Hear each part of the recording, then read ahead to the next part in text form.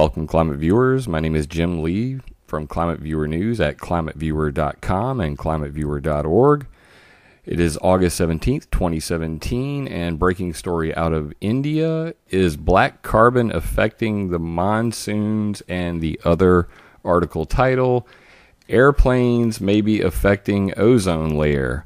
The paper was released August 10th, 2017, and it's on atmospheric chemistry and physics.net, possible climactic implications of high-altitude black carbon emissions. This group of scientists from the Indian Institute of Science and the Space Physics Lab over there basically used the Calypso satellite to observe black carbon emissions as high as 18 kilometers in the sky.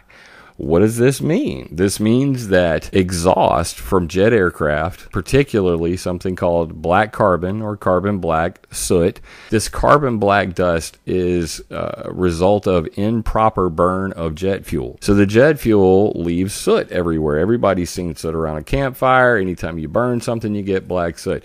So when you don't burn diesel fuel properly, you produce small amounts of soot or large amounts of soot, which then can melt the poles, they also say. So there have been articles going back quite a while about these black highways on the North Pole melting the poles.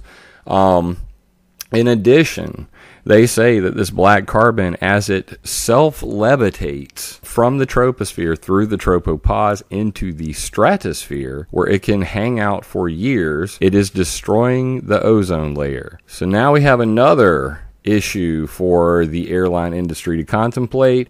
In addition to these guys saying that it's destroying the ozone layer, it's affecting the monsoon, on the possibility of weather modification by aircraft contrails, aircraft emissions are likely affecting the weather to a greater extent than present cloud seeding operations are.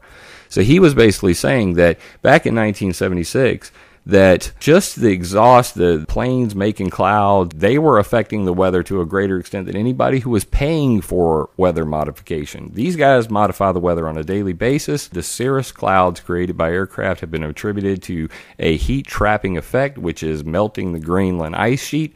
So if you put all of this together, what are you left with? Is CO2 melting the poles?